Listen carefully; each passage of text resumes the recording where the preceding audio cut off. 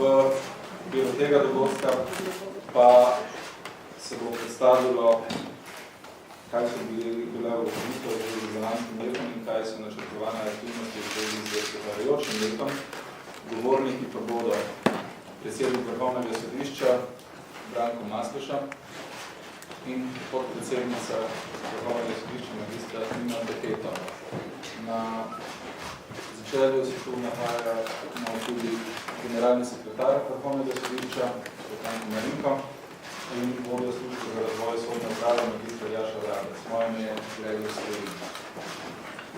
Kakšnega posebnega gradiva zaradi obsežnosti nismo pripravili, smo pa poslali že po elektronski pošti zjutraj vnaprej samo publikacijo Poslovnika sodnega leta v PDF obliki in pa izvlečke iz nje, torej s tistimi poudarki.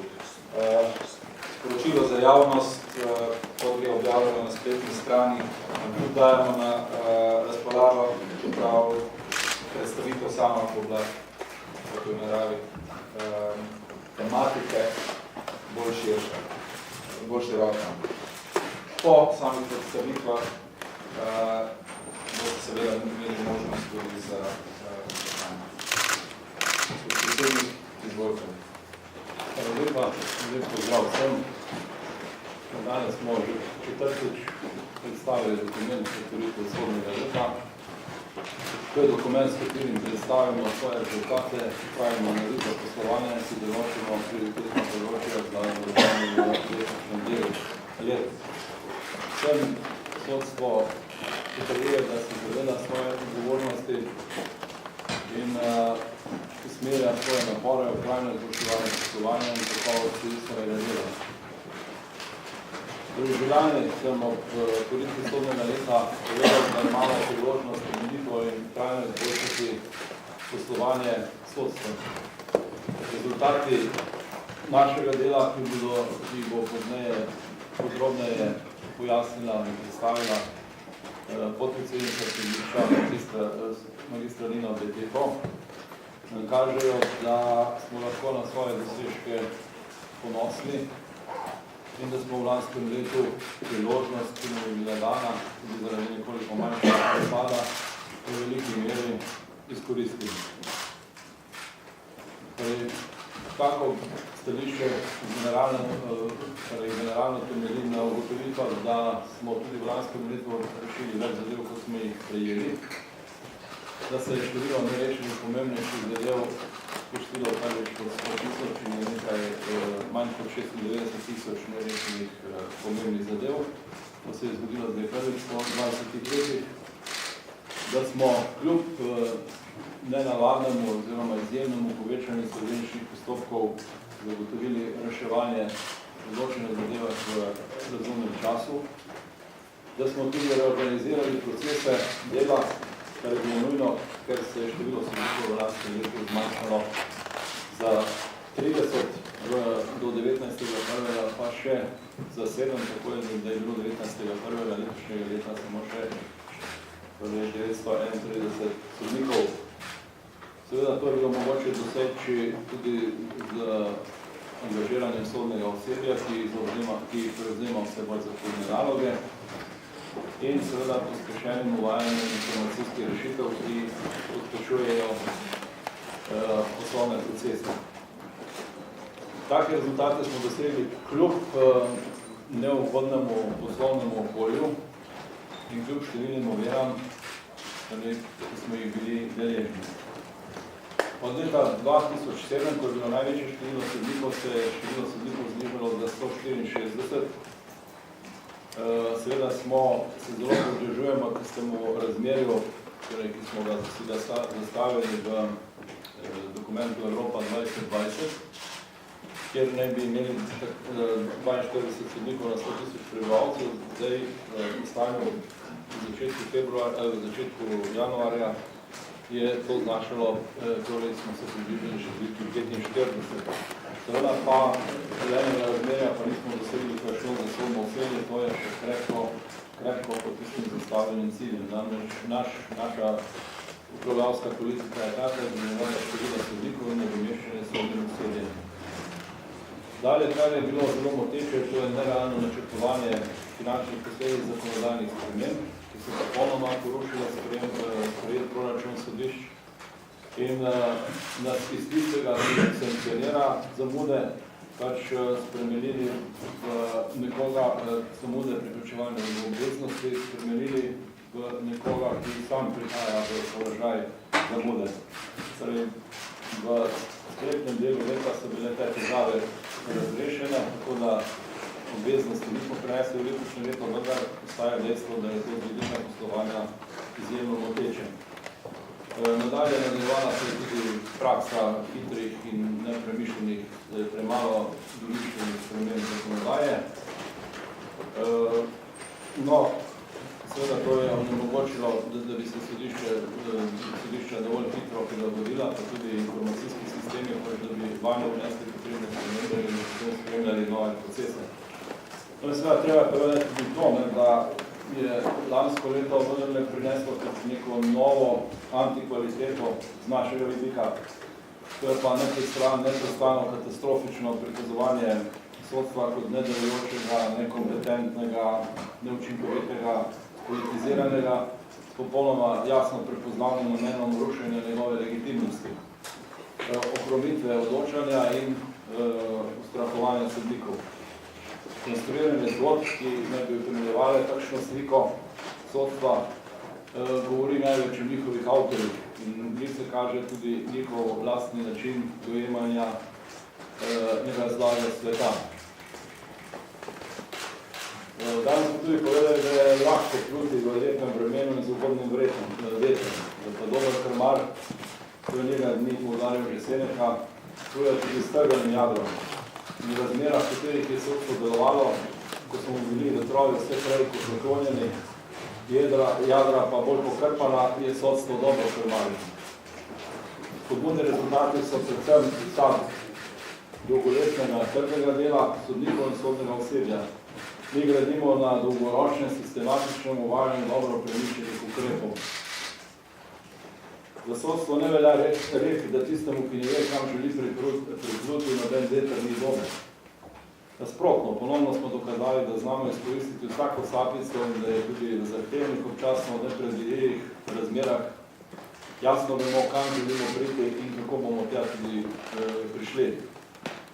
Sodstvo svojo dejavnost že leta gradi na strateškem razmisleku o želeni smeri razvoja. Ta dejstva so dokumentirana v letnih poročilih Vrhovnega sodišča od leta 2004 dalje. Torej gre za nek kontinuiran, premišljen naslov.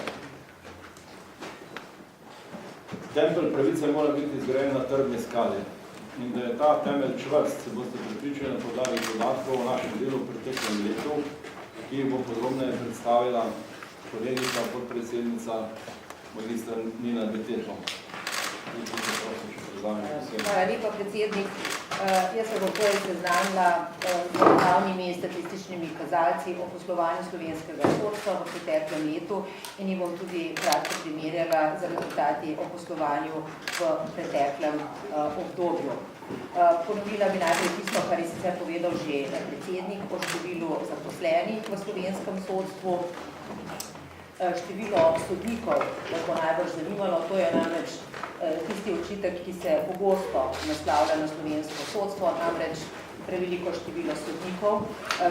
Trenutno je število sodnikov v Sloveniji 938, s 1.1. zaradi dodatnih upokojitev se je znižalo še za 7 in znaša trenutno 45,5 sodnikov na 100.000 prebivalcev, s čimer smo se že zelo približali ciljni številki, ki je navedena v dokumentu Evropa 2020 in znaša 42 sodnikov. Popolnoma smo pa dosegli številko 45, ki je bila navedena 45 sodnikov na 100.000 prebivalcev v zavezi slovenskega sodstva, če se je še spominjate.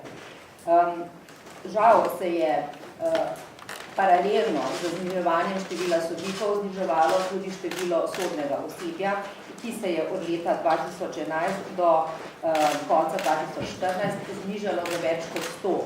Zaradi tega seveda ni mogoče doseči tega optimalnega razmerja, ki je bilo predvideno v tem dokumentu Evropa 2020 in znaša 4,3. To se pravi, razmerje med sodnim osebjem in sodniki naj bi bilo 4,3, trenutno pa znaša 3,76, seveda, kar je bistveno odstopanje. Kar seveda pomeni, da vsako nadaljne zniževanje števila sodnikov, vsaj v tem trendu, s takšno hitrostjo ni mogoče. Če potem nadaljujem z gibanjem vseh zadev, povprečnim časom reševanja zadev, vseh zadev, ta se je od leta 2011 do 2014 znižal od 4,6 mesecev na 3,3 mesece. Gibanje pomembnejših zadev pa se je pričakovani povprečni čas rešitve zadev znižal od 8,7 mesecev na 7,1 mesece. To se pravi ponovno kar krepko znižanje povprečnega časa reševanja zadev. Zdaj, če si boste potem pogledali ta statistični prikaz, ki ga tudi imate na voljo, boste videli, da povsod prevladuje krepko zelena barva, kar pomeni, da so sodišča poslovala uspešno. Kar zadeva obvladovanje pripada. Obvladovanje pripada pomeni, da so sodišča rešila več zadev, kot pa so jih dobila, da število rešenih zadev presega število nerešenih. Ta statistika kaže, da so pripad obvladovala vsa slovenska okrožja, to se pravi vsa okrožna sodišča, 11 v Sloveniji, povsod je zelena barva in sicer so ta odstotek znaša 103%. Če se zdaj posebej posvetim še kazenskim, pravnim in gospodarskim zadevam, povprečni čas reševanja zadev v kazenskih zadevah se je praktično od leta 2011 prepolovil. Takrat je znašal 15 mesecev, konec leta 2014 pa znaša 8,4 mesece, praktično polovica. V pravnih zadevah prav tako znižanje povprečnega časa reševanja zadev od 12,4 mesece na 10,4 mesece. Posebej zanimive so tudi za vas verjetno gospodarske pravne zadeve, glede na to, da se vedno znova poudarja, da reševanje teh zadev vpliva na denarne tokove in tudi na uspešnost podjetij v določenem finančnem oziroma ekonomskem okolju. Tukaj je razveseljiv podatek, da so pripad obvladovala v gospodarskih pravnih zadevih, obvladovala vsa okrožna sodišča in sicer je povprečje 135%, to se pa krepko obvladovanje prepada, krepko več zadev je bilo rešenih, kot pa zadev tistih, ki so jih sodišča dobila v reševanje. Povprečni čas rešitev zadev v gospodarskih pravnih zadevah znaša konec leta 2014 8,5 mesecev. To je prav tako praktično prepolovitev od povprečnega časa v letu 2011, ki je znašal 15,5 mesecev. No, naj vas spomnim na podatek od Svetovne banke, ki še vedno kroži po medijih in po tistem podatku naj bi znašal neki povprečni čas rešitve zadeve v gospodarski pravni zadevi 1270 dni. Trenutno sem povedala, je povprečni čas rešitve zadeve konec leta 2014 8,5 mesecev. Ta podatek temelji na preverljivih, transparentnih podatkih, ki so vsakomur dostopni, medtem ko podatek od Svetovne banke temelji na neki vogljivi metodi, na nekem hipotetičnem primeru. Če gremo dalje, zelo razveseljivo je tudi stanje v delovnih oziroma socialnih sporih. Mogoče vam je znano, da stanje v teh zadevah v preteklem obdobju ni bilo razveseljivo, zlasti tudi zaradi velikega števila sporov, v katerih je bila stranka tožena Republika Slovenija. No, v letu 2014 so vsa delovna sodišča obvladovala pripad oziroma presegla 100% obvladovanje pripada v delovnih oziroma socialnih zadevah in povprečni čas reševanja zadev v delovnih sporih recimo znaša konec leta 2014 11,9 mesecev, za razliko od prejšnjega leta, ne 2012, 2013, ko je bilo to, ta podatek 16,8 mesecev. Želimo upozoriti še na en dober primer sinergije nekih organizacijskih ukrepov in pa informatizacije v sodstvu. To je primer zemljiške knjige, ki je prav gotovo zgled uspešnega poslovanja. Medtem, ko je bil povprečen čas rešitve zadeve v letu takrat 2001 16 mesecev, danes povprečni čas znaša nekaj dni. Problematična še vedno ostaja nepremičninska izvršba, čemu je Vrhovno sodišče v zadnjem letu posvetilo posebno pozornost. Tako, če se boste pogledali to statistiko, boste ravno tako videli, da zdaj iz rdeče barve vendar ne prehajamo na zelene barvo in večina okrožnih sodišč, krajnih sodišč, ki rešujejo izvršilne zadeve, vendar na območju okrožnih sodišč, obvladuje pripad. In nekatera to celo krepko presegajo 100%. Povprečni čas reševanja zadev v izvršilnih zadevah pri nepremičninski izvršbi ostaja predolg in temu je treba posvetiti še naprej posebno pozornost, čeprav pa se je bistveno zmanjšal od leta 2011, ko je znašal 31 mesecev, konec preteklega leta pa 20,4 mesece. Naj za konec izpostavim še insolvenčne zadeve. Tukaj gre za en primer, rezultati poslovanja v teh zadevah so rezultat premalo domišljene zakonodajne spremembe na tem področju. Tako se je število insolvenčnih zadev povečalo za 3-krat praktično, samo število stečajnih zadev pri osebnih stečajih se je od leta 2013 do 2014 v enem letu povečalo od 1500 na 4800, stroški iz tega naslova pa so se povečali od 1 na 11 milijonov evrov. To so finančne posledice tega predpisa, na kar smo sicer predlagatelja oziroma zakonodajalca posebej opozorili, vendar je ostalo to opozorilo prezrto.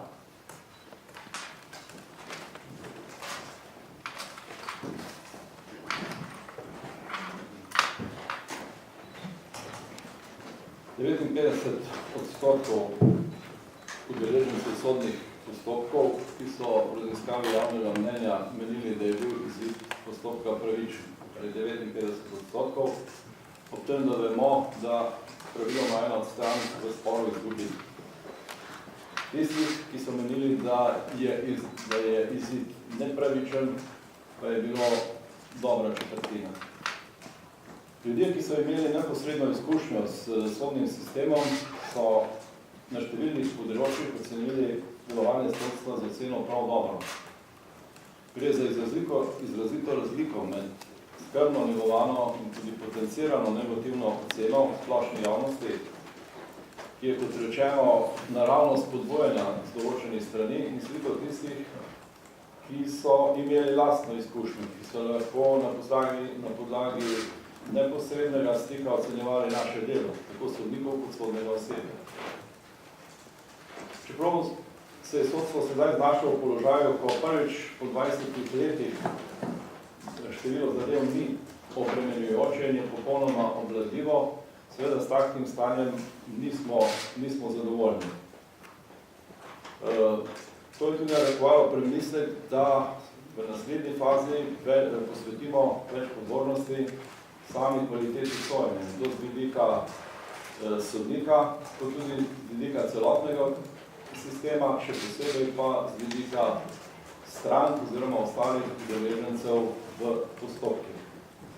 Tako smo v letošnjem letu določili prioritete, torej izboljšanje kakovosti, ki bodo zagotavljali izboljšanje kakovosti dela sodnika, dalje izboljšanje kakovosti z vidika postopka in pravočasnosti obravnav oziroma procesnih dejanj, kot tudi izboljšanje kakovosti z vidika oziroma pogleda udeleženca sodnega postopka in seveda tudi dva posebna programa, ker ugotavljamo, da na področju izvršbe, čeprav so se stvari že bistveno premaknile na bolje, stanje še ni zadovoljivo, prav tako pa tudi zaradi te poplave predvsem posebnih stečajev, tudi stečajev pravnih oseb, terja to poseben pristop, da tukaj ne bi prišlo do nepotrebnih zastojev.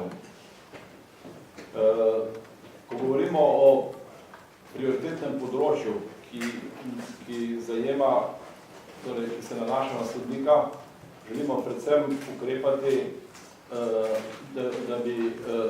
da bi vzdrževali in poglabljali sposobnost in strokovna znanja sodnikov. Tukaj predvsem imamo v misli spremljanje zakonodaje, sodne prakse, strokovne literature in tudi zagotavljanje na vseh oblikah izobraževanja, tako specializiranega kot tudi splošnega, dalje na področju specializacije sodnikov, dalje na področju razumevanja procesnega gradiva in priprave na samo odločanje, kot tudi na področje sodelovanja pri izboljšanju kakovosti dela, to je sodelovanje na rednih sestankih, sodelovanje v delovnih projektnih skupinah, ki so namenjene izboljšanju kakovosti sojenja. Ko govorimo o novih sodnikih, tukaj nimamo v mislih samo novega sodnika, ki prvič stopa v sodniško funkcijo, ampak tudi tiste sodnike, ki spremenjajo svoje področje, pravno področje. Vrhovno sodišče bo spodbujalo sistematično spremljanje dela sodnikov, tako s pomočjo strukturiranih vprašalnikov in razgovorov, ter sodelovanja v obliki tako imenovane intervizije.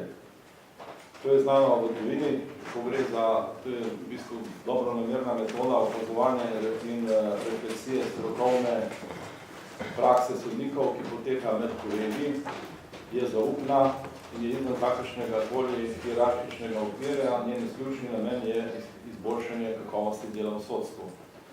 Prav tako bomo posvetili tudi pozornost izboljšavam, torej v okviru timskega dela, mentorstva, v katerem bodo sodelovali tudi izkušenejši kolegi. Seveda bo tukaj treba vključiti tudi center za izobraževanje v pravosodju, ki bo moral te cilje podpreti z ustreznimi izobraževalnimi podlagami in pri ustvarjanju teh programov bodo sodelovali tudi naši sodniki. Seveda opažamo, da tudi kakovost sodnih odločb torej ni zadovoljiva in da je treba temu vprašanju posvetiti več pozornosti. Tako da pod kakovostno sodno odločbo, tako da razumemo tisto, ki je pravična in zakonita, kateri so razlogi prepričljivi, kateri so razlogi transparentni. Pod to transparentnostjo razumemo pač jasno razvidnosti sodbe, na podlagi katerih dejstev je pač, na podlagi katerih dokazov je sodišče ugotovilo določena dejstva. Dalje morajo biti razlogi natančni in sistematični, razumljivi in posredovani v obliki jasnega, enostavnega, razumljivega in preprostega jezika. To je zahteva, ki se vse bolj pojavlja tudi v zahodnoevropskih pravosodjih, torej nekako, da je treba to latovščino pravno, ki je razumljivo tudi splošna javnost graja, da je treba nekako opustiti in da mora biti jezik napisan pač oziroma sodbe napisane v takšnem jeziku, ki ga razumejo vsak povprečen državljan. Dalje jasno tudi sodbe morajo imeti jasno strukturo in tudi jezikovno korektno napisane brez pravopisnih napak. In tudi pri razglasitvi sodbe mora biti to storjeno tako, da je način oziroma da je to popolnoma razumljivo. Glede izboljšanja kakovosti postopka in pravočasnosti obravnave pa je več ukrepov, to je vplivanje sodne prakse. Mi ugotavljamo, da je to, seveda je problem in smo že določene organizacijske ukrepe sprejeli na Vrhovnem sodišču, ker se evidenčni oddelek ukvarja izključno s tem vprašanjem. Vse zadeve okrog informacijske tehnologije pa so sedaj v organizacijsko predstavljene v nek drug okvir. Tukaj se zavedamo, da morajo tudi višje in Vrhovno sodišče vedeti, da se mora zavedati, da svojo sodno prakso prispevajo tudi kakovosti sodnih odločb. Nadaljevala se bo tudi objavljene sodne prakse. Tukaj smo storili tudi napor tudi pri višjih sodiščih, da vnašajo čim več sodne prakse, in da se ta objavljajo na internetnih straneh slovenskega sodstva, ki so dostopne tako strokovni kot tudi laični javnosti. Tretji ukrep, ki ga v tem pogledu načrtujemo, je tako imenovana supervizija. To je nekoliko širši pojem od tako imenovanih inštruktaž, kot jih poznamo. Gre za posebno obliko strokovne konsultacije, pri kateri sodelujejo najizkušenejši sodniki višjih sodišč, ki usmerjeno delujejo zaradi izboljšanja kakovosti celotnega postopka na prvostopenjskih sodiščih. Še naprej bomo nadaljevali z določenjem časovnih standardov, te bomo seveda z leti skušali poenotiti za celotno državo. Prav tako pa od predsednikov sodišč pričakujemo, da bodo na tistih sodiščih, kjer je delež najstarejših zadev nesorazmeren oziroma višji od razmerja sodnikov v okviru sodišč posebne vrste oziroma določene vrste, da bodo tudi oni sprejeli srednje programe, da se te najstarejše zadeve tudi rešijo. No, iz vidika stranke se sedaj lahko posvetimo tudi bolj postopkovni pravičnosti, potem pa razumemo, ki bo strankam in javnosti zagotovila ustrezno obravnavo oziroma raven storitve. Tukaj predvsem merimo na to, da bodo udeleženci v postopkih ves čas obravnavani s spoštovanjem njihovega človeškega dostojanstva, da bodo udeležencem v postopkih zagotovljena potrebna pojasnila ob ohranjanju nepristranskosti in enake obravnave, da bodo ustrezni nasveti zagotavljali udeležencem, da bodo zagotovljeni že takoj po vstopu v sodno stavbo, da bodo zagotovljene vse potrebne informacije in da se bomo tudi prilagodili, da bo ureditev prostorov sodišča v skladu s posebnimi potrebami posameznih skupin udeležencev. To bo izpeljano v letošnjem letu na okviru pilotskega projekta na enem ali sedaj možili ali bo tudi mogoče tudi celo več takih sodišč. No, seveda, letošnje leto bomo nadaljevali tudi z merjenjem zadovoljstva uporabnikov. Rezultati iz leta 2013 so vam znani, torej zanima nas stališče splošne javnosti, strokovne javnosti, uporabnikov sodišč in zaposlenih. Ponovili jo bomo v letošnjem letu, ravno zato, ker samo longitudinalne raziskave, ki se ponavljajo v določenih časovnih obdobjih intervalih, omogočajo ovrednotenje uspešnosti različnih ukrepov in pristopov sodišč, ko želi izboljšati svoje delovanje. Posebni programe v letošnjem letu, to bo izvajanje posebnih programov na področju izvršbe in insolvenčnih postopkov. Tukaj bomo že uporabili znanje in ukrepe poslovne prakse, za katere smo ugotovili že pri dosedanjem delu, da so bistveno pospešili same postopke. No in danes sem tudi opozoril na na kratko tudi na vprašanja, ki zadevajo širšo problematiko, to je neurejenost prostorov sodišč in ta žalostne zgodbe o teh vozilih, ki bi mogoče bolj sodila v bistro kot pa na cesto. Dalje seveda tukaj, da tudi na problem strokovnih sodelavcev, namreč čeprav je jasno začrtan hierarhični sistem napredovanja pri strokovnih sodelavcih, ki to premalo izvaja, ker ni sredstvo in seveda bo tukaj nujen premislek, tako da imajo tudi ti kolegi neko jasno začrtano perspektivo. In seveda tudi na področju strokovnega izpopolnjevanja bo treba zagotoviti enakopraven dostop vseh sodnikov do izobraževanja in dvigniti tudi ravno izobraževanja za sodno osebje. No, zaključil sem pa z ugotovitvijo, da sodstvo v teh ekonomičnih in na trenutke že nepredvidljivih razmerah dobro deluje. In pravno zato, ker imamo jasno določene cilje in vemo tudi, s katerimi ukrepi bomo uresničili. Pri tem imamo v sodstvu tudi dovolj samo refleksije, da se zavedamo in tudi priznavamo slabosti. Teh je kar še nekaj. In da izkoriščamo priložnosti za izboljšanje svojega delovanja. Nobeno metanje peska v menjalnik nas na tej poti ne bo ustavilo.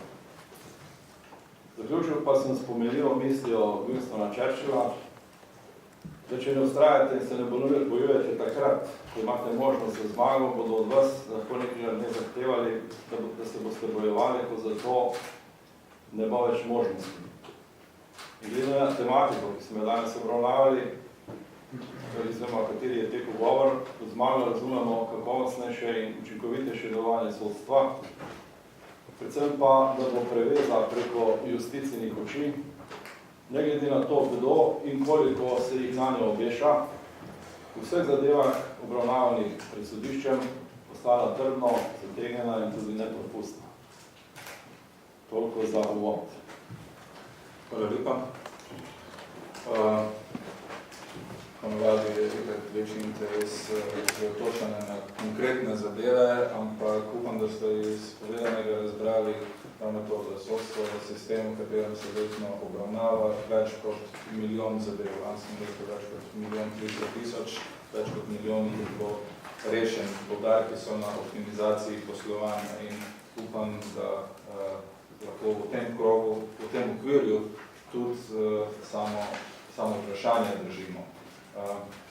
Ampak, če imate kakšne drugačne želje, pa seveda bomo tudi upoštevali. Prosim.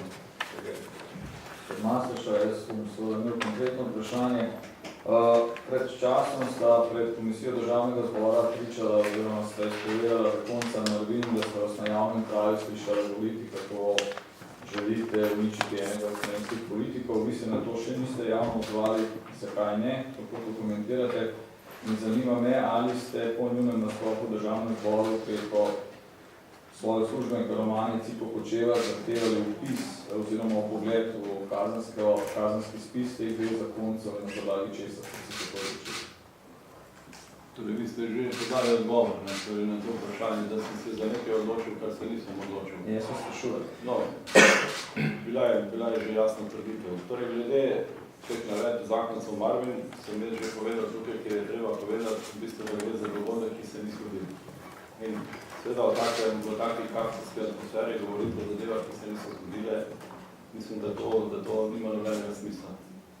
Druga stvar, to, kar je, tukaj ste očitno govorili o načinu delovanja poslanca Gorenaka, ki je povedal na odboru naslednje, da ima podatek, ki je neuraden, mu pa verjame in da ne ve, kako bi rekel, ampak da nima dokazov in da sem jaz preko gospe Romane Kočeva Ciko naročil pogled v vse evidence za gospoda Marjana. Resnica je pač taka, ker jaz, ko sem bil seznanjen s to trditvijo, ki ni prva od tega gospoda, ker res upam, da se bo tudi enkrat uveljavila odgovornost za javno izrečeno besedo, da se ne da kar govoriti, ker ne da. Sem tudi poprašal, kaj se je zgodilo in imam tudi tukaj korespondenco, ki je potekala v zvezi s to zadevo. Bilo je tako, da je po delovnem času pač prišlo na sodišče vprašanje od dela, ali sta zakonca vložila zahtevo za varstvo zakonitosti v neki zadevi. Kolegica Ciko Kočeva nima nobenega dostopa sploh do tega pisnika, kaj je šele kakšnih evidenc. In je tako kot v številnih ostalih primerih, tukaj gre na stotine primerov, vprašala na vpisnik kazenskega oddelka, kjer je dobila podatek, da zahtevi nista bili vloženi. Ta podatek je bil posredovan v delu in to je cela zgodba. In iz take zgodbe in s takimi insinuacijami seveda se potem z projekcijo, pač kaj jaz storim, če bi bil na tem mestu, pač pripisuje drugim dejanja, ki da rečem poenostavljeno človeško pojma. Seveda pa je tudi zabeleženo stop elektronsko, kdo je gledal v to evidenco in da je tudi vese, katera vpisni čaka ne z imenom in če boste to želeli, vam bomo tudi to posredovali. Če smo jim dopolniti, kolegica Cukor-Čever je takrat celo naredila uradni zaznamek, da je popraševala in je to poslala meni kot njenemu nadrejenemu po elektronski pošti. In cela zadeva nikakor ni sporna, je pa res, da se soočamo z zelo nespornimi zadevami, ki so predstavljene kot problematične. Še večji problem so seveda tiste, ki so popolnoma lažne, na katere se pa sploh ne moramo opredeliti. To, kar je pa predsednik omenil, da se je na tistem mestu, ki je temu namenjeno že opredelil, pa je v okviru samega postopka pred občno sejo Vrhovnega sodišča, če je to nejasno. Gospod Masti, še vedno pri vprašanju, da vas in sicer moje vprašanje, kakšna je po vašem mnenju učinkovitost na področju svetovnega gospodarskega kriminala, če imate mogoče za to kazenske zadeve v gospodarsko statistiko. Potem me zanima, kako ocenjujete usposobljenost prvostopenjskih sodišč za preganjanje gospodarskega kriminala. In primer, če pozorim na primer Kordež, kjer je bila zahteva za vašce zakonitosti deloma ugodena in je razlog tudi tem, da se ne sodišče v sodbi opredelijo ekonomženske tudi Kordež ali podjetje. In potem še, kako omeniti primere kot sta Ivan Zigal in Leonardo SPK, se izgleda, da so ne obravnavam, kaj boste na tem področju storili, oziroma kaj lahko storili? Prvo vprašanje, učinkovitost pregona gospodarskega kriminala, to sodišče ni pravi naslov za to vprašanje, samo morate vprašati tožilce. Sodišče je tisto, ki v zadeve sporov odloči pač na podlagi dejstev in prav, tako da tukaj mi niti ne delamo takih analiz, niti imamo nobene potrebe za njih delati. Kar pa zadeva usposobljenost prvostopenjskih sodnikov, ta usposobljenost se seveda izboljšuje,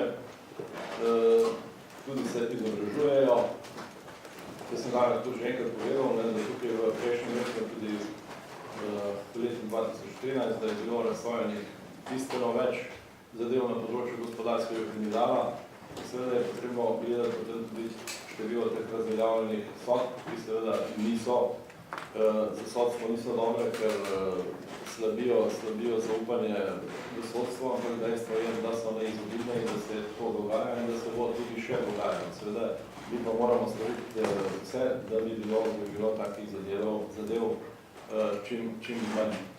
Kar pa zadeva, kar se glede vašega zadnjega vprašanja, da ste govorili o dveh primerih, torej ta problem neodzivanja oziroma tudi izogibanja kazenskim postopkom, to je nekoliko širši problem, torej ne gre samo za zdravniška spričevala, na to smo mi že opozarjali tudi pred leti, imeli tudi že pogovore z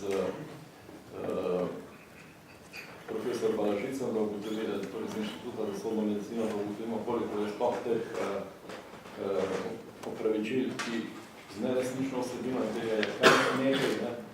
Ampak tukaj je tudi odnos družbe, oziroma, ker tudi ko so se v nekaterih primerih, ko se je ugotovilo, da te navedbe v spričevalih ne držijo, to je bolj dobro ravno anekdotično, ne pa kot nek resen družbeni problem. In seveda, tukaj se pa moramo tudi vprašati, ali vendarle tudi politiki s svojim odnosom, torej in tudi ostali, nekatere vidne osebe družbe, ki se izogibajo prihodno na sodišče ali pač ne dajejo takšen zgled, kot ga ne bi smeli dajati. Tako da ta problematika je zelo kompleksna in tukaj se bomo morali enkrat tudi odločiti, ali bomo te stvari peljali na tak način, pač kot se v civiliziranih družbah peljejo, ali bomo dopuščali, pač, da se ta vrednotni sistem kruši, ker ne kruši se pa danes, ampak se kruši kar skozi eno daljše obdobje in to ravno zaradi tega, tega, ker ni bilo pripravljenosti, niti želje. Pa govorim, to je tudi širši problem, ker imamo neko potencijalno željo po všečnosti, ne govorimo o sodstvu, ampak tudi izogibanju nelagodju. In seveda potem, če iščemo take neke bližnice, kjer so stvari lahko samo črne ali bele, nekako pasive, potem pa pridemo v tak položaj, v katerem smo se sedaj znašli. Tako da mislim, tukaj stvari so popolnoma jasne. Treba se je držati tistega, kot je tudi predpisano in kot je prav, in se bodo zadeve izboljšale. Tukaj moramo pa vsi pokazati, oziroma morajo vsi se tako obnašati. Ker sodstvo po sistemski teoriji ali pa po sistemski teoriji sodstvo ne more biti bistveno drugačno od tega, kakršna je družba. Ne. Torej, lahko je ta membrana malo manj propustna, ampak v bistvu se zrcali vse, kar se dogaja v družbi, se na nek način zrcali tudi v sodstvu. Najbolj zanima glede proračuna. Vsako leto se pojavi ta država, vsako leto se sodišče tik pred kolapsom opozarjate, da zdaj ne bo denarja nekaj za materialne stroške in tako naprej. Tudi ta problem se letos pojavil ali na kakšen način računate, da bi se morda tako letos izogli. Pa glede pripravnikov me zanima, do zdaj so, če so dobro razumela, veliko vlogo pri odpravljanju sodnih zaostankov odigrali pogodbe, se jih zdaj iztečejo, kako naprej, kaj bi to pomenilo, če se pogodbe ne bodo podreševali. Pripravnikom. No ja, tako se bi tudi pripravnikom. Ja,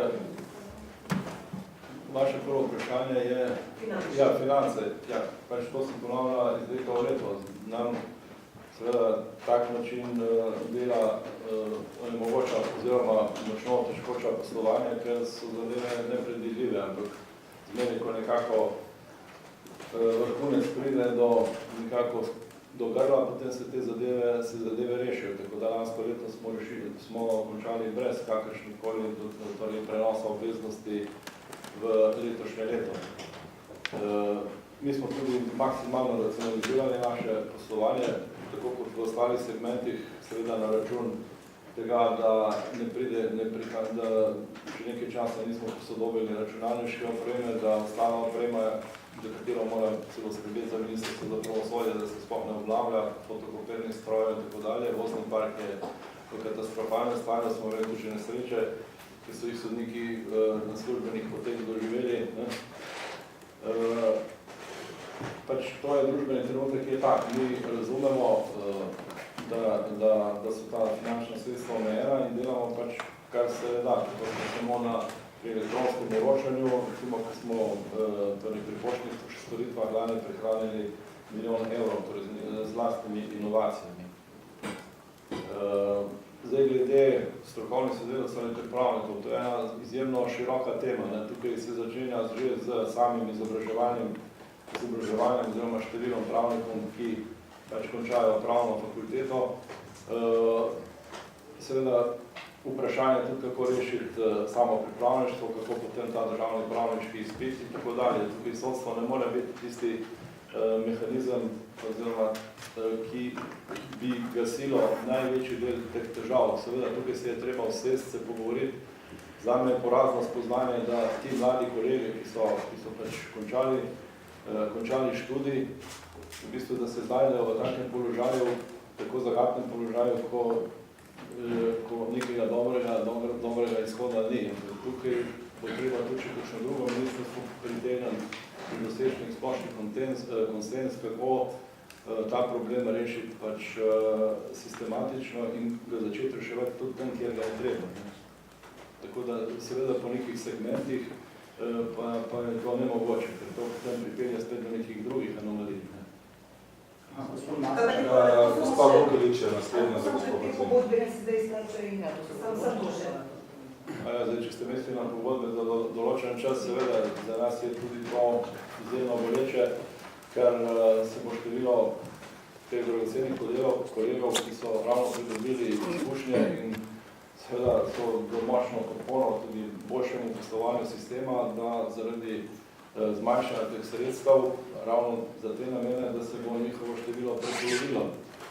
Seveda tudi na nekaterih sodiščih že bijejo plat zvona, ampak tukaj so naše službe, oziroma služba za razvoj sodne uprave, pač pregledala obremenitve posameznih sodišč in glede na te obremenitve potem so tudi zavezali v to kadrovsko strukturo. Vse pa z vami popolnoma strinjam, da je to z vidika teh ljudi, ki bodo morali oditi nekaj, kar je zanesljivo in v življenju ne bo ostalo v kakšnem dobrem spominu. Ja, najbolj tukaj ništelo. Minister za pravosodje ima veliko, ne rečem, kritik na delo pravosodja. Sodstvo na prvo žogo je nekako bilo zaznan, da se niste ravno dobro ujeli, glede na to, kar je zdaj že v proceduri v državnem zboru. Zanima me za naprej, no, ali ste z pravosodnim ministrom že identificirali kako ne rečem, skupne probleme in skupne rešitve. Zdaj, ne vem, kaj razumete, potem niste se ujeli, tudi nekako ni namen, da bi se ujeli ali objemali, gre bolj za neko izmenjavo pač stališč in argumentacije, pogledi na določeno vprašanje. Tukaj se glede nekaterih vprašanj razlikujemo, ampak mislim, da v nekem spodobnem in dostojnem dialogu, da se bo dalo te stvari, razrešiti. Tukaj bo treba pritegniti tudi sodni svet, da se jasno določijo tudi prioritete tudi na nivoju celotnega pravosodja, potem da se te prioritete pač izpeljajo in potem se določijo nove. Mi v sodstvu stalno opozarjamo pač na tisto latinsko festina lente, hiti polako, počasi, pa ne zdaj z namenom, da bi bili neambiciozni recimo pri svojih ciljih, ampak dejstvo je, da en sistem, ki je razmeroma rigiden, to moramo priznati, pač, da ni mogoče spreminjati čez noč. In zato smo mi tudi predlagali, da bi upeljali prvo enovitega prvostopenjskega sodnika, torej v bistvu je bilo to samo okrožni sodniki, pri čemer ne bi prišlo niti do nobenih finančnih posledic, niti do premeščanja spisov ali ljudi. In na ta način bi lahko zagotovili bistveno boljšo izkoriščenost kadra. Po drugi strani bi bilo to dosti boljše izhodišče recimo za razpravo o naslednjem vprašanju, kjer pa mora seveda glavno povedati politika, to je pa mreža sodišč. Pri mreži sodišč pa seveda je to zelo komplicirano vprašanje, poštevati treba več kot 50 kriterijev, ampak to je treba sprejeti odločitev na neki drugi ravni. Pri nas je z vidika delovanja sistema ključno samo to, da sprejmemo tiste ukrepe, ki bi lahko izboljšali naše delovanje, ne da bi kakorkoli pač prihajala kakšna polena v kolesje, ker tisti dve reformi, ki smo že imeli, so nas kar nekaj, nas je kar izločilo. Ampak lahko samo še dodam, zdaj, ko govorite o tej mreži sodišč, imamo 44 okrožnih z vidika sodstva, njegove učinkovitosti je to kaj? Je to prepolovljena mreža? Je to... Ja, v bistvu to je že področje vedeževanja. Torej, zanesljivo bi se moralo to število sodišč znižati. Ampak se pravi, tukaj imamo izkušnje tudi drugih držav, Avstrije, Hrvaške, tudi Italije, Francozi so tudi delali, te dokumente nekako pridobivamo, smo tudi seznanjeni z njimi. Tudi SEPEŠ je pač te kriterije jasno določil, tako da tega se bo treba lotiti. To je en vroč postaj, ampak tukaj bo treba spet en širši konsens, tudi z lokalno skupnostjo in na državni ravni. Tukaj sodstvo je samo eden od igralcev. Gospod Masteša, Milot Berec, Demokracije. Zakaj se niste odločili zadeve Patrija, ampak se na vrhovnem sodišču celo predsedovali senatu, ki je o tem odločal, če pa je bilo že vašega govora na zadnjiških knjigih po četrtku povsem jasno, da pri tej zadevi niste nepristranski, profesionalno objektivni, da ne skrivate svoje nesimpatije, če ne rečem celo sovraštva do prvokrožnega zadeve Patrija. Zakaj se torej niste odločili te zadeve? Potem pa še drugo vprašanje. Prej ste govorili o kvaliteti sodnih odločb. Prvi predsednik Slovenskega ustavnega sodišča, dr. Peter Jamber, je pred časom dejal, recitiram. Lahko brez govorov, samo vprašanje. Samo zvečano. Prebral sem sodbo zadevo Patria, ki jo je izdalo sodišče na prvi stopnji. Če bi to sodbo presojal v pritožbenem postopku na katerikoli stopnji, tudi na vrhovnem, ustavnem ali evropskem sodišču, bi prej smahovanje glasoval za razveljavitev. Torej, da zaključim, zakaj ste se niste izločili, zakaj ste glasovali za to škandalozno sodbo? Mogoče sam, gospod Primc ima tudi vprašanje, ker je verjetno v podobnem kontekstu, da je volidav. Jaz sem. Vprašanje to vprašanje je sicer Ustavno sodišče, če bo razveljavilo sodbo vrhovnega v zadevi Patria, zaradi vaše udeležbe v postopku, ali boste v tem primeru odstopili? Prvo na vaše vprašanje. Torej, tukaj jaz ne bom na dolgo in široko razlagal, ampak na kanadskem oddelku je bilo stanje latentno napeto še bistveno pred to zadevo, preden je ta zadeva prišla na sodišče. Prišlo je tudi do določene polarizacije, ki ni rezultanta tistega normalnega dialoga med sodniki, ki je tudi zaželen pri ponujanju oziroma pri razpravi o različnih argumentih. Tako da je bil to prevalentni razlog, da sem se jaz odločil potem, ker kot predsednik sodišča moram zagotoviti pač nemoteno delo sodišča, tudi sodišča kot celote, da sem se razporedil ta senat. In ker sem ugotovil, da do novega leta, da se zadeve na tem področju niso izboljšale v tolikšni meri, da bi ne nadaljeval s to prakso, sem seveda v skladu z določbami letnega razporeda sodnikov se odločil, da bom tudi še do konec meseca marca, ko bom spet opravil ustrezno obrednotenje. Zdaj glede, seveda jaz sem se takrat tudi zavedal, da bo to presojeno zgolj z tega vidika. Nekaj je seveda vidika ene zadeve, čeprav tukaj, če bo to treba, bom jaz kasneje tudi objavil utemeljitev, zakaj sem to storil, ker imam te stvari zapisane in spet elektronsko zabeležene, da se ve, kdaj so zapisane, ampak mislim, da zdaj za to ni nobene potrebe. Torej, jaz sem se takrat zavedal, da bo to presojeno v tej luči, ampak z vidika delovanja oddelka sem ocenil, da je to nujno in tudi celega sodišča in sem zato pač tudi prevzel predsedovanje v zadevah, torej zahtev za varstvo zakonitosti. Kar pa zadeva vaše vprašanje, gospod Liks. Gospod, še samo še to, kako komentirate to besede Petra Jambreka, ki je rekel, da bi to zadevo na katerikoli stopnji bi odločal, bi razveljavil? Gre za uglednega človeka, ne? Prosim? Gre za strokovno uglednega človeka, ne? Ja, gledajte, tukaj so mnenja glede tega polarizirana, pa imamo številne ugledne ljudi in tudi strokovnjake, ki se strinjajo ali pa zastopajo povsem drugačno stališče. Tako da tukaj zdaj od mene pričakovati, da bom jaz komentiral, kaj je en vidni pravni govor, mislim, da ni korektno. Mi, kar smo imeli, oziroma kar je sodišče imelo, je povedalo o sodbi. Ta sodba je zdaj stvar preizkusa v zvezi z pravnim sredstvom pred ustavnim sodiščem in dajmo počakati, kaj bo povedalo ustavno sodišče.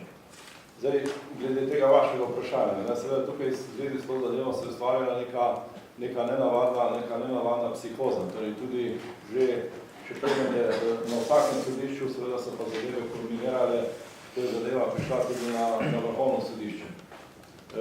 Odnos do vrhovnega sodišča, mislim, je bil skrajno nespoštljiv in tudi nepojemljiv v evropskem merilu. Ne glede na to, da je vse govora v tem smislu, kako so to neki dostojni traktati in tako naprej. Če pogledate, kaj vse je bilo tam izrečeno, mislim, je to daleč nekega sodišča, ki se mu pusti, da v miru pač presodi v neki zadevi, da prespi argumente, torej stalno bil izvajan permanenten pritisk.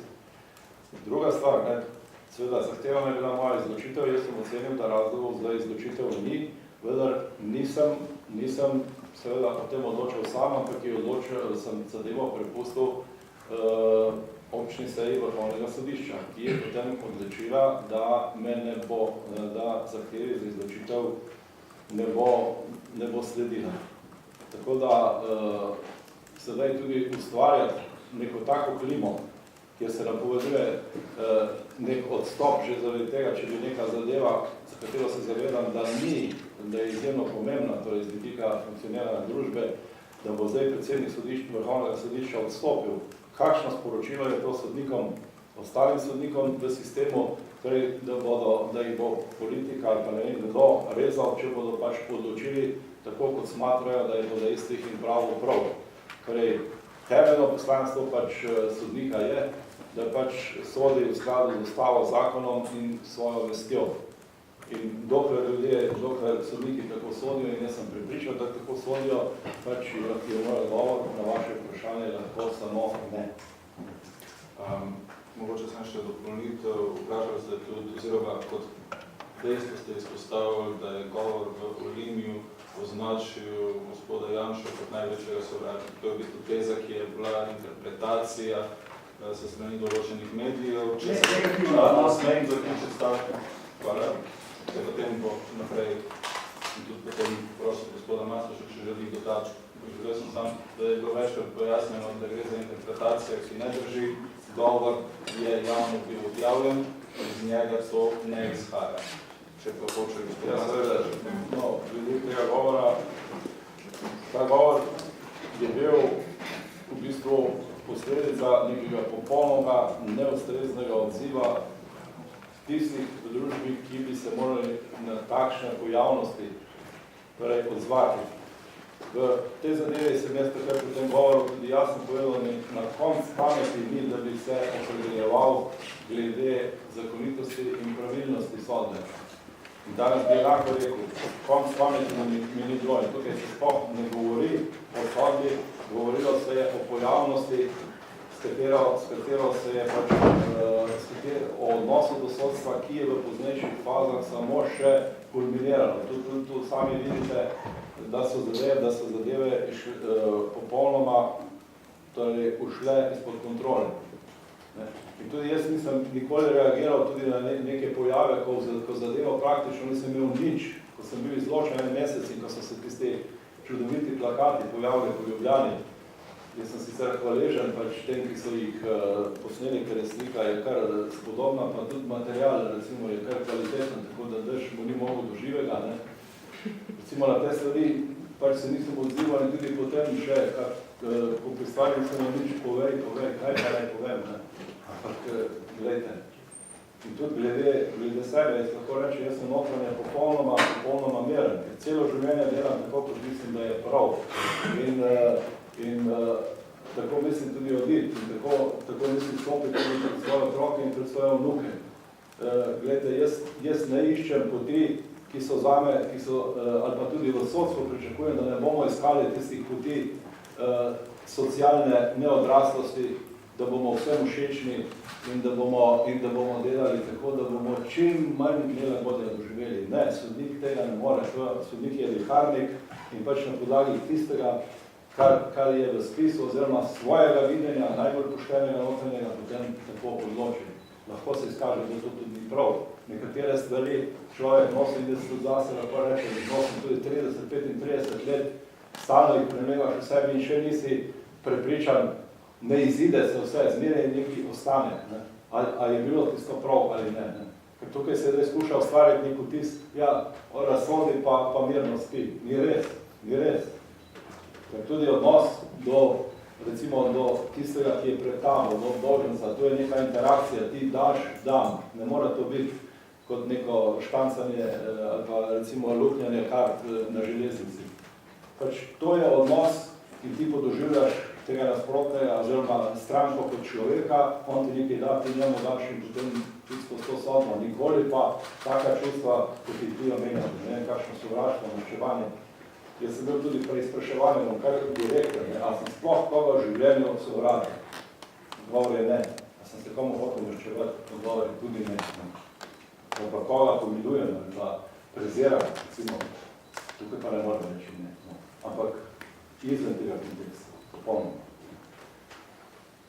Gospod Princ, če še medij poveste, ki ga predstavljate. Odbor, se še odbor, da vas še vedno predstavljam in sovoščin.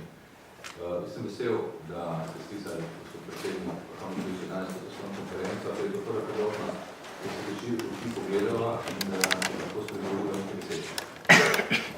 Najprej bi se želel dotakniti vaše sodne statistike, ki je bila predstavljena, in sicer imam vprašanje, koliko je bilo ugotovljenih sodnih zmot in koliko je bilo ugotovljenih sodnih zlorab v preteklem letu in kako so bile sodne zmote in sodne zlorabe za spremenili.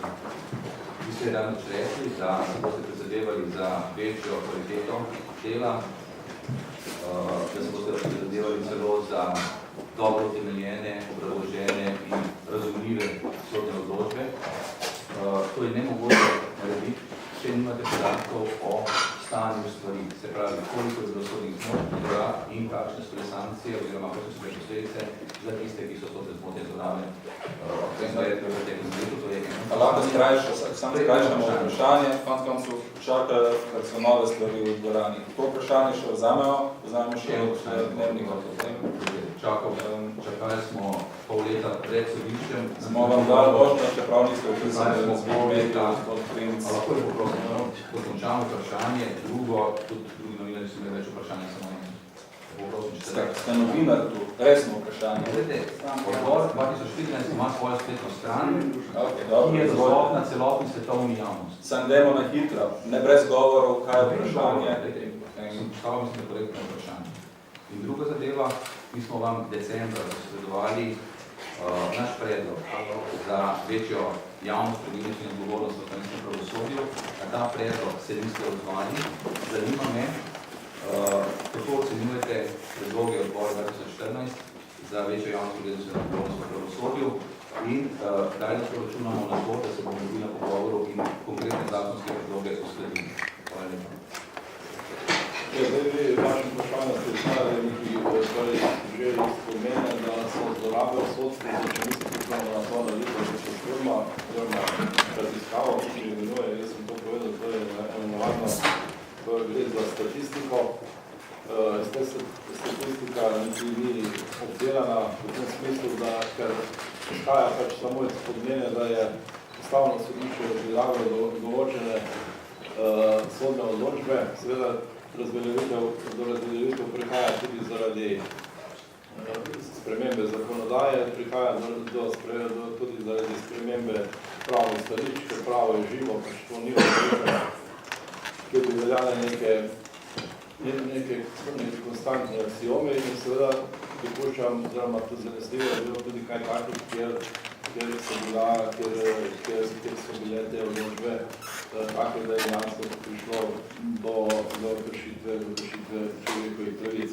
To, da mi nimamo podatkov o obdelovanju sistema oziroma o posodbah,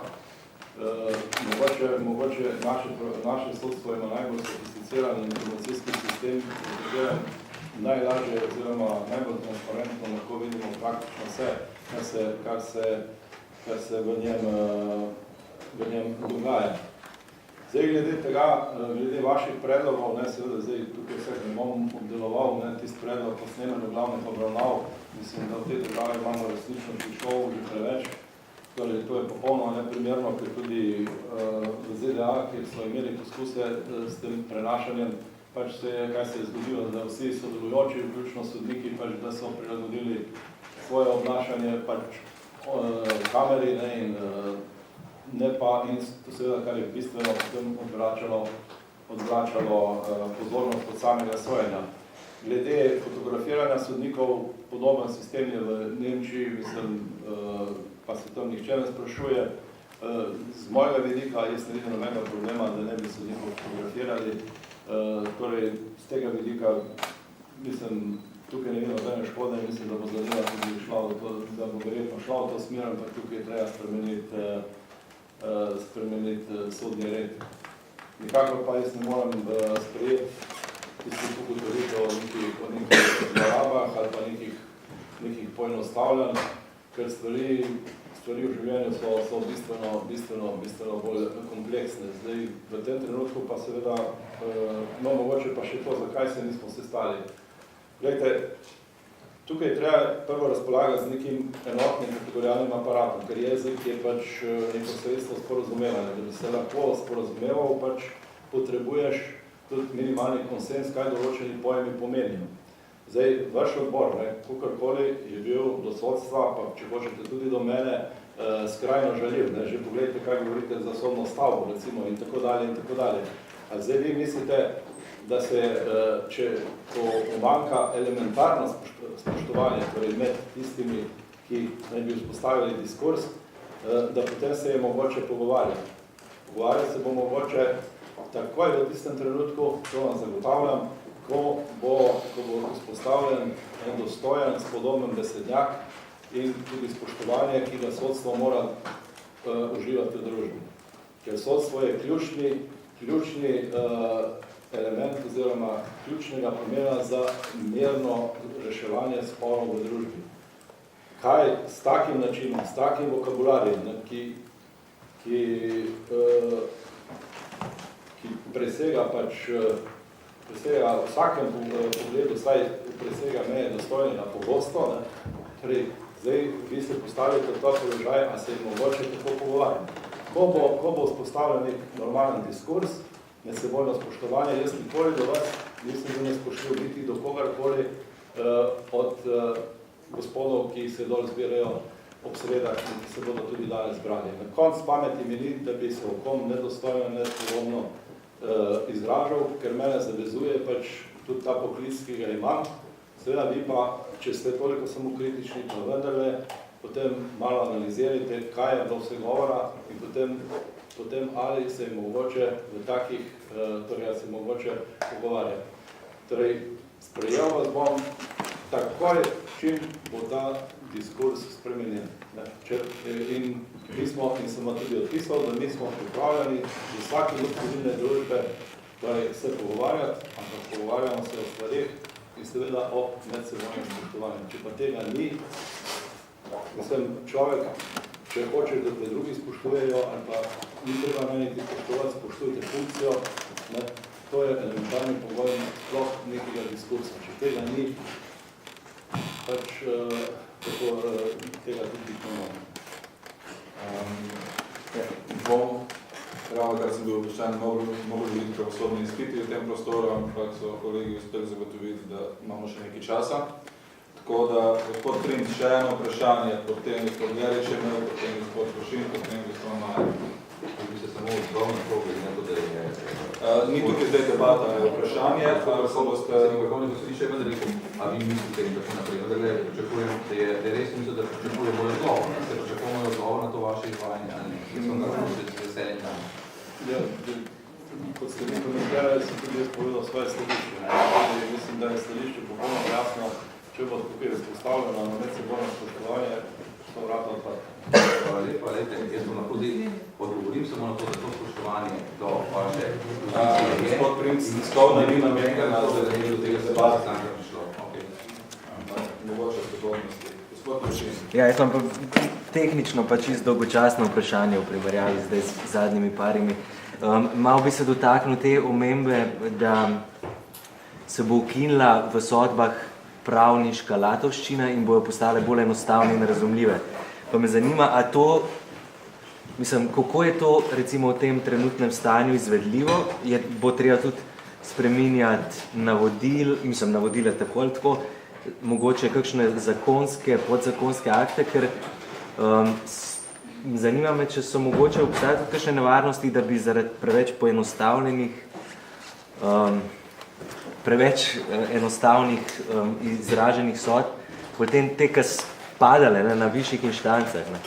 Zdaj, sicer znan je ta primer, da menda v Avstriji so sodbe tudi bistveno krajše in vse, ampak je to sploh možen uvesti v naš sistem? Ja, zdaj, tukaj seveda nekim dekretom to ni mogoče. Zdaj, morate poznati malo zgodovino. Leta nekje 85 so se začele te sodbe bistveno daljše. recimo lahko postavimo eno čisto jasno korelacijo. Daljše, kot so sodbe, torej manjši, kot je oblet sodstva, daljše so sodbe. Recimo v nekaterih državah, kjer so stvari urejene in dovolj, če ti rečeš, to je črno, da je črno, in ni treba napisati eno stran, potem, da je črno. Mi smo pač tukaj zašli v to smer in zdaj, seveda, to je, mi ne moramo sodnikov vplivati, kako bomo sodbe pisali. Tukaj to je stvar tudi sodnikov, torej strokovnega pristopa samih sodnikov in na ta način bo to izpeljano. Z dekretom se to pač ne da. In trend, da bi pa sodbe postale razumljive, oziroma pisane v razumljivem jeziku, pa tudi v celi Evropi in mislim, da je to tudi prav. Ne tukaj pričakujete nekaj blazne revolucije. Ampak vrnila, sodba je nek akt, ki je namenjen tudi strank. Ne samo, da bi torej v tem aktu navedena pravna podlaga, neki tehni argumenti, ampak vendarle mora biti to tudi tako pisanje, da ga stranka razume. Ne morda, kaj se v nekem najnižjem intelektualnem nivoju, ampak vse tako, bom rekla, večina sodnikov in tak sodbe že piše, ampak nekateri pa ne. Želimo, da to je naša ciljna skupina. Vse izboljša pisanje. Ni pa to mišljeno tako, da se pa zdaj to pisali tako kot na tržnici. Ja, mislim, predvsem v tem kontekstu, da včasih je lahko že beseda ali pa stavek v nekem kontekstu lahko zelo sporen, se lahko kdo obesi. To mora biti... Pač vedno, ko pišemo sodbo, kot sodnica piše sodbo, moram vendarle preizkusiti tudi z tega stališča, da bo to nekdo za mano bral, da bo to brala tudi stranka in ali bo to razumela. Transparentno, da se pa točno vidijo tudi razlogi na podlagi, katere pravne podlage, kateri so argumenti, kateri dokazi so bili odločeni, katera dejstva se štejejo za dokazi. Ja, Matiča delamo ste že odgovorili, ampak vsem nekako bolj vračamo, je del vašega mandata, pa zdaj konec, mislim, pomemben del mandata tega zadnjega, tudi res zajela ta afera Patria, v katero ste bili sami vključeni, tudi kot sodnik, ki je prevzel senat. Samo bi ponovil to vprašanje, če bo Ustavno sodišče ugotovilo, da je bilo kršeno načelo nepristranskosti, to dejansko leti točno na vas, ali se vam zdi, da bi v tem primeru morali vzeti neko odgovornost? Torej, vsak sodnik, ki sprejme sodbo, sprejme odgovornost. In je to odgovornost sprejel. Seveda, odgovornost pa sprejemati na tak način, ko se pričakuje neko samodejno odstopanje, to je pa odgovor ne, ker ne bom odstopil, ker tukaj je vendarle zame ključna, da ste ključni odločitvi občne seje, ki je pač najvišji organ vrhovnega sodišča, bistveno višji od mene in je pač preizkusila te navedbe in zauzela kako stališče tudi je. Samo še, da se navedem na drugo zadevo. Včeraj vas je ministrstvo za pravosodje pozvalo, da dodatno pojasnite način opisovanja oziroma dodaljevanja zadev sodnikom. Se boste zdaj, ne vem, v okviru sodišča sestali s predstavniki sodišča, na kakšen način boste pripravili odgovor za njih? Ja, se bom sam kratko. Torej, ta navedba o nekem usporednem dodeljevanju zadev je bila zame popolnoma novotna. Kot gospod Gorenak zna presenetiti s svojimi projekcijami tudi tokrat to stvarno. Zdaj, ker sem jaz tukaj involviran, saj po njegovi zgodbi, sem jaz potem pooblastil podpredsednico senata, kar imam pravico torej po zakonu, da to stvar razišče in če soglašate oziroma predlagam, da ono podobno to vprašanje. Predsednik je prenesel name to svoje pooblastilo, glede na to, da očitki letijo name, pač potem se mu zdelo bolj primerno, da se delo to prevzame, sem to tudi storila. In sem pa šla tudi do zaključka, da absolutno ti očitki ne držijo in da so, ne moram reči drugega, kot to, da so zelo namerni. Želela bi si samo to, bom rekla, prva asociacija mi je, da bi bili tudi tisti postopki, ki so tudi že potekali v državnem zboru, recimo v zvezi s podpisi referenduma, da bi tudi tisti potekali tako transparentno, kot je potekala pri nas dodelitev te zadeve. Ravno za namenom, da bi mi pokazali, kako je vse to sledljivo in kako je to transparentno, smo mi že včeraj v naši izjavi zelo natančno, ne samo ministrstvo, ampak celotni slovenski javnosti pokazali, kako so zadeve šle. Namreč ta informacijski sistem je narejen tako tehnično, da vse, kar je bilo storjeno, vsa opravila so natančno zabeležena in potem, če nekdo želi v zvezi s tem informacijo, je mogoče to vse tudi rekonstruirati. Zdaj, to poslančevo vprašanje morda temelji na njegovi nevednosti ali pa kaj piša za tistega pa. Mislim, jaz ne govorim o poslance, govorim o tem, da vas je Ministrstvo za pravosodje pozvalo, da vnovič pojasnite, ker vaša pojasnila niso bila zadovoljiva in bi se odgovorila sem, da so bila naša pojasnila, moja pojasnilo je bilo, da je bila izvolitev v skladu z zakonom. Kar se pa tiče pooblastil ministrstva, v zvezi s tem nadzorom sodne uprave na Vrhovnem sodišču, tega pooblastila ministrstvo nima. Zaradi tega je bilo moje pojasnilo oziroma odgovor zavestno takšen, kot je bil. Če pa ministrstvo še želi informirati, bo pa odprlo časopis, ki se tam prebrali. To pojasnilo je pa zelo natančno. Kot sem povedala, vsa opravila so natančno zabeležena v informacijskem sistemu in se to da tudi rekonstruirati. Ampak, gledajte, sam tole, da razčisto, da ne bom jaz kaj narobe citiral. Ministrstvo je včeraj javno reklo, Ministrstvo je Vrhovno sodišče Republike Slovenije danes zaprosilo za dodatna natančnejša pojasnila o poteku preverjanja očitkov glede dodeljevanja zdaj. Oni naj si to preberejo v delu. Odgovarjam, da na ta dopis nisem še odgovorila. Mogoče je še tudi to, to dogajanje absolutno odpira še dodatno vprašanje, ali nekateri živijo še v razumevanju enotnosti oblasti. Recimo ta vprašanja, mi smo se zavedali tega že v lanski spremembi zakonodaje, ko je bilo govora o tisti službi za nadzor sodne uprave, ravno to, da bi politika želela tudi na tak način po našem absolutno nedopusten posegati v delovanje sodstva oziroma sodne uprave. Jaz pričakujem, da bo tudi javnost prepoznala nevarnost takih poskusov, kot pričakujem tudi to, da bo tisti, ki take izjave lansira, ki nimajo nobene podlage, da bo tudi prevzel odgovornost za tako početje. Zdaj, kaj se pa dogaja, recimo predvčerajšnjem smo dobili 4 sklope vprašanj tega istega poslanca. Recimo, dobili smo vprašanje za 14 let, da posredujemo recimo odgovore, okrožna sodišča govorim, o osebah, ki jim je bilo odloženo izvrševanje kazni iz zdravstvenih razlogov. Torej, da ne navedemo imena teh oseb, da navedemo zdravnike. Tako da sodstvo nima drugega dela, pa ne veste, koliko je dela, mi bomo izstavili tudi račun v končni fazi. Ker zdaj po tej logiki mi lahko samo odgovarjamo na ta vprašanja in svoje ne pustimo tako kot nek hobi. Ker to je, mislim, te stvari prehajajo v nek totalni kafkovski absurd. In tukaj je elementarnega spoštovanja nekimi dvema oblasti. To je prava tematika za tiste, ki molčijo pač iz nekega razloga, ker jim je tako mogoče bolj lagano in tudi, ker ni nobenih težav. Ampak to razpravo bo treba v družbi odpreti. Če je narobe pred vas, naj se to pove absolutno. Kdorkoli lahko, recimo na dostojen način se to ugotovi. Ne bo pomote, jaz sem se zadevo zelo natančno ogledala v podrobnosti in sem prišla do nedvomnega zaključka, da je zadeva čista kosovna. Ja, ampak sodišče, ministrstvo vas je pozvala, Nisem še odgovorila na dopis. Po moji delovni diagnozi zaenkrat ne vidim neke direktne podlage v zakonu, da bi to morala storiti.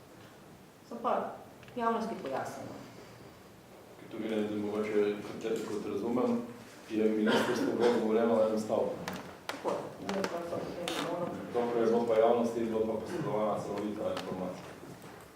Kar je to mogoče absolutno storiti, ker rekonstruirati potem ex post je mogoče natančno rekonstruirati, kako so pravila potekala.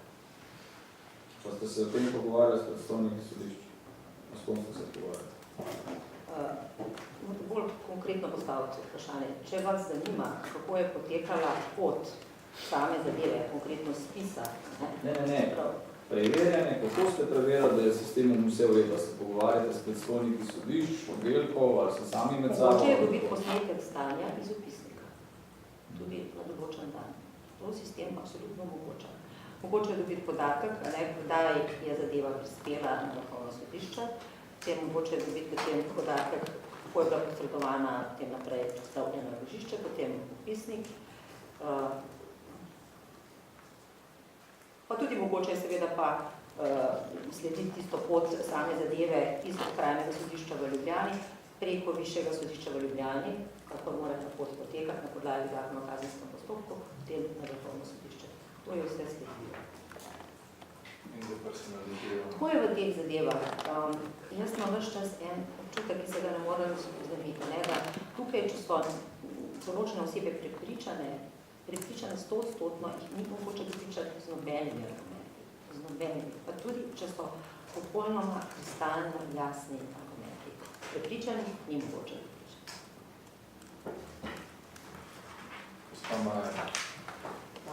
Se mogoče bom zdaj že malo ponovila vprašanje, ampak mogoče vseeno, kar se tiče tega odnosa z Ministrstvom za pravosodje. Že v prejšnjem mandatu, če se ne motim, mogoče tukaj malo nekih ne prav zares čistih odnosov v smislu tega, da bi skupaj pripravili recimo spremembe zakonodaje, ki so za državnem zboru. Tudi kar se tiče tega konteksta, če vi pač menite, da pravzaprav ministrstvo nima podlage, da vas tega pojasnila, da se bo tega prepričanja.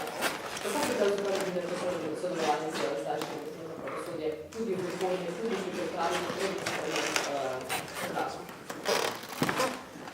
Ministrstvo ne bi bilo nek servis sodstva, oziroma tudi odgovornost.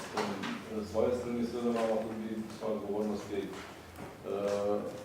torej mimo tega. Zdaj, tukaj te stvari so seveda prenapete. Tudi v prejšnji, ko je bil prejšnji minister, to je stvar nekega tudi osebnega temperamenta. On je pač rad tako nastopal in ta nesoglasja so včasih nekako izgledala še bistveno potencirana, kot je bila njihova osebina.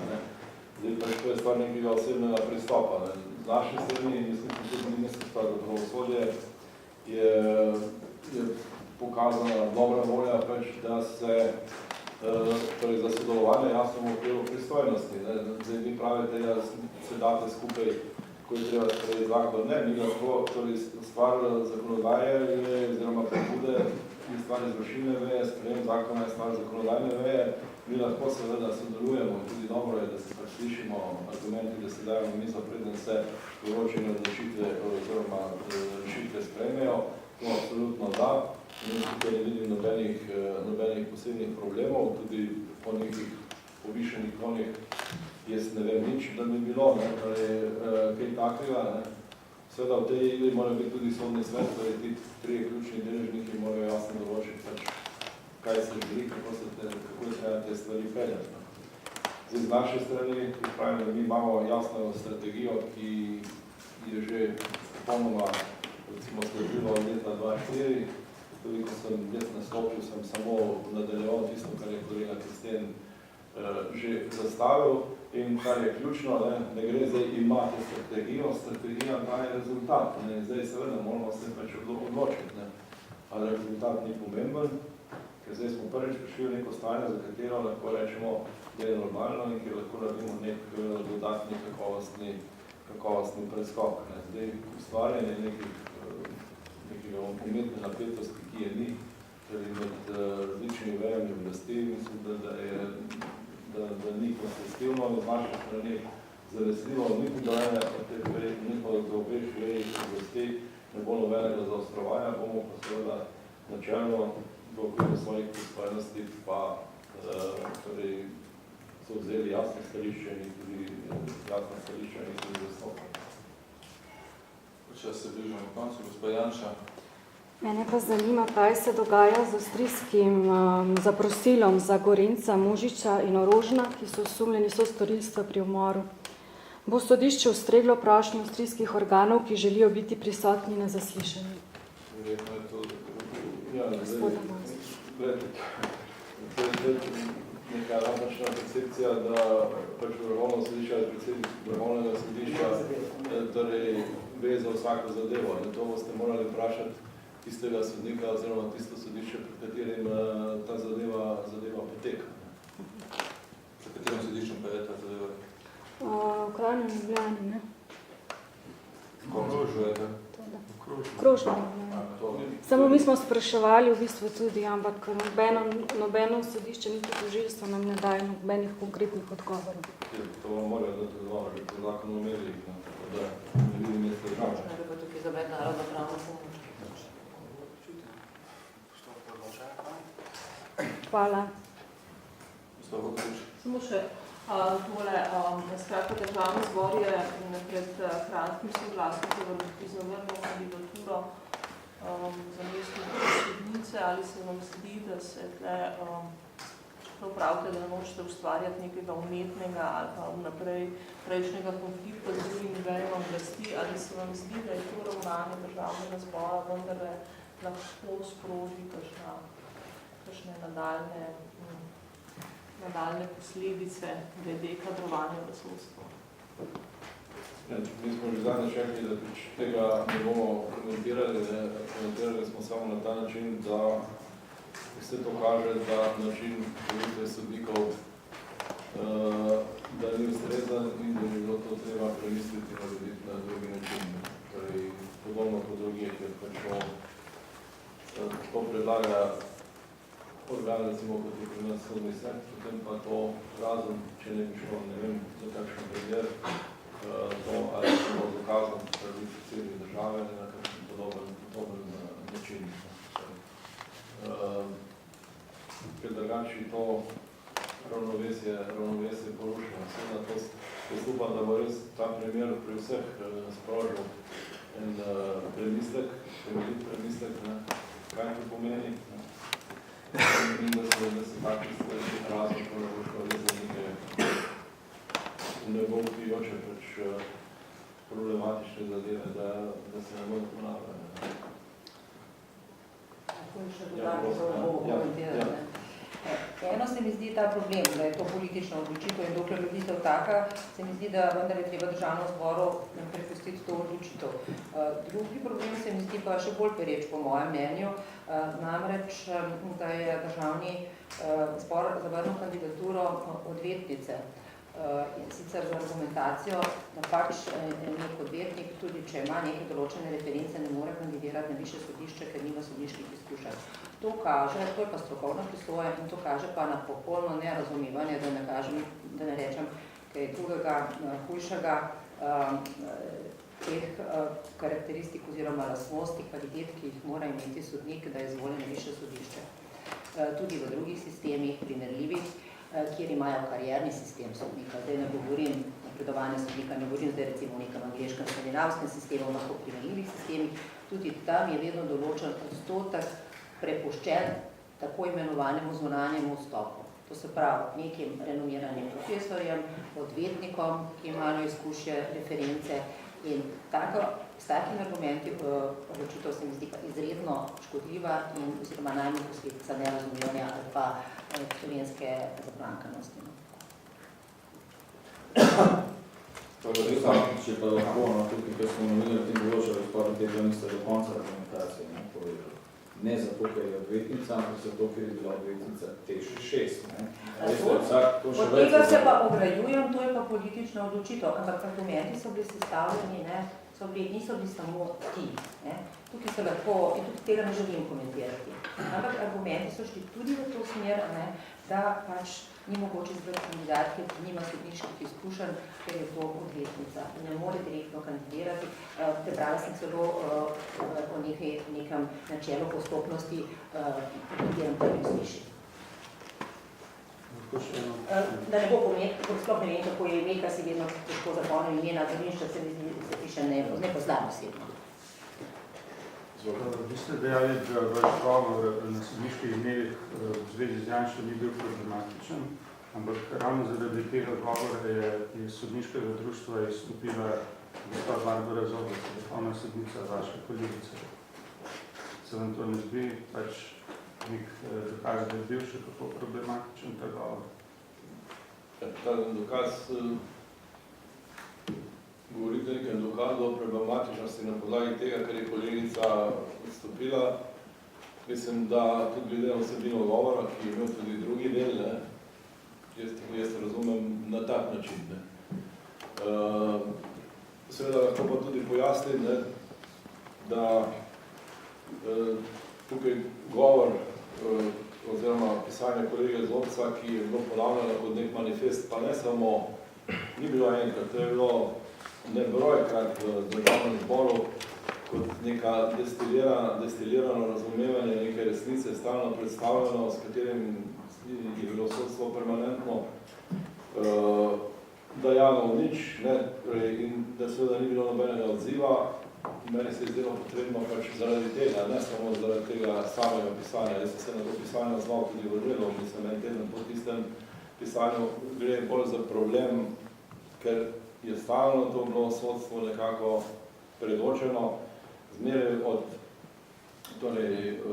določenih poslancev in ponavljano brez kakršnekoli argumentacije. Zdaj seveda, odzval sem se potem tudi na tisto kafkovsko atmosfero, ko ti očitajo nekaj, kar se ni zgodilo, ker sem bi rad vedel, kdo se lahko in se to permanentno ponavlja. Jaz sem štel pač za potrebno, da te stvari povem. In če bo treba, jih bom ponovil še 10. Tako da, se pravim, postavite se v položaj, da vam nekdo nisi očita, kar se ni zgodilo. Se je potem tudi ta zgodba se je potem še nadaljevala, tudi te razne neresnice, vendar človek se s tem pač ne ukvarja. Ne govorim zdaj na kolego Zobca, ampak neke objave, ki so bile potem še o nekem govoru iz leta 8, o nekem dogajanju iz leta 88, ki ga prav tako ni bilo, ker je totalna izmišljotina, ker sem bil že 4 leta takrat na višjem sodišču, nikoli bil tam, in recimo to se kar piše, to se piše. Ampak se pravi, človek to vzame za kup, ker je pač na tej poziciji, moraš imeti emajl malo bolj debel, zdaj včasih malo piš več, včasih pač to ne veš tako kot je, ampak jaz pričakujem tudi, da tudi od medijev, da če nekaj stvari pišete jih brez milosti, če je to preverjeno, če pa gre za stvari, ki v bistvu za ta primer to sami preverite, pa boste videli, koliko je ura. Potem pa, to pa ne vem, ali je to res odgovorno novinarstvo, ampak mislim, da tukaj ta tema absolutno presega današnjo konferenco. Jaz samo prosim, ni treba me nič me ni treba, kot rečem, kaj štediti s tistim, kar